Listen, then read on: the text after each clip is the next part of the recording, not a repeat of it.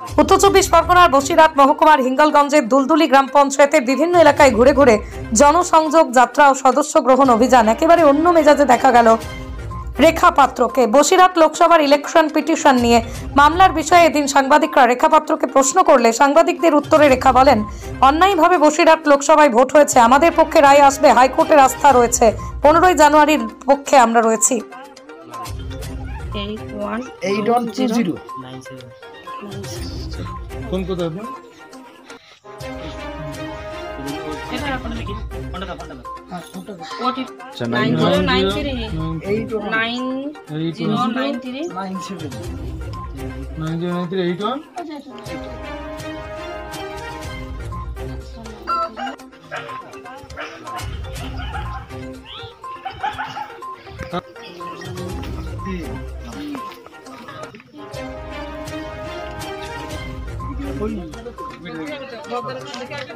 Five six five one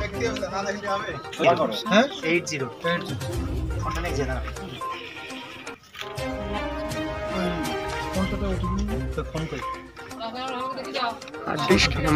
আমরা তো কোর্টের উপরে আমরা মহামান্য হাইকোর্টের উপরে পুরো আস্থা রেখেছি এবং আমরা আশাবাদী যে অন্যায়ভাবে ভোটটা হয়েছে আমাদের পক্ষে রায়টা আসবে, এটা আমরা আশাবাদী।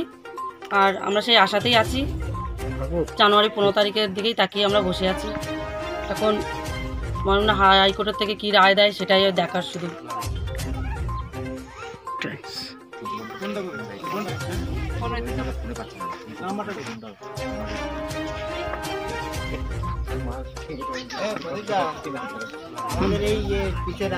আমাদের ঘর ভেঙে গেছে, আমাদের পাশের বাড়িতে এসে তেরাম দিয়ে যাচ্ছে, পলিথিন দিয়ে যাচ্ছে, স্টোভ দিয়ে যাচ্ছে, আর তার বাড়ির বাচ্চারা আমার বাড়িতে লড়াই করছি সবাই নিজের এটা অধিকারটা বুঝে দেওয়ার জন্য। কি হয় কষ্ট তো করেছেন, আর একটুখানি কষ্ট করবেন। লাইট করছে, লাইট দেওয়া আছে না? লাইটটা বাড়ি এটা আছে না, লাইটটা বাড়ি দাও।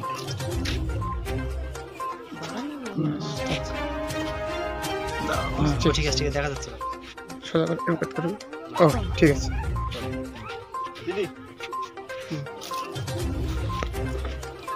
এইখান থেকে ঢুকে ওই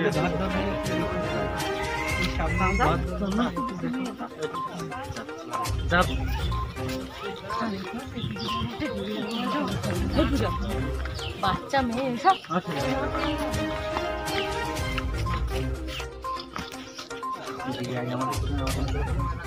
হ্যাঁ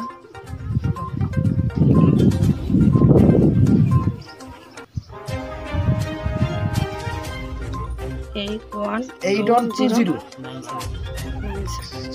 কোন কোথায় আপনার?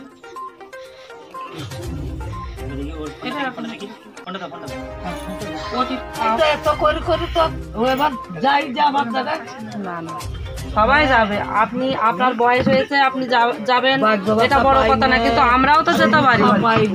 আপনার আগে তো আমরাই চলে গেলাম, তখন কি হবে? আপনার জায়গাতে আমরাই চলে গেলাম। আমাদের ঘর ভেঙে গেছে, আমাদের পাশের বাড়িতে এসে তেরাম দিয়ে যাচ্ছে, পলিথিন দিয়ে যাচ্ছে, স্টোভ দিয়ে যাচ্ছে, আর তার বাড়ির বাচ্চারা আমার বাড়িতে লড়াই করছি সবাই নিজের এটা অধিকারটা বুঝে দেওয়ার জন্য।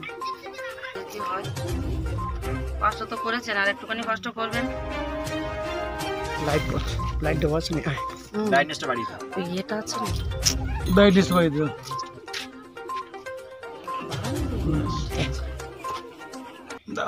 ঠিক আছে দেখা যাচ্ছে।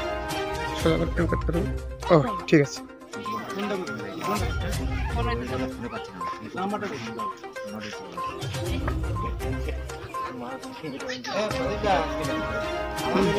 পিছের রাস্তা দিদি।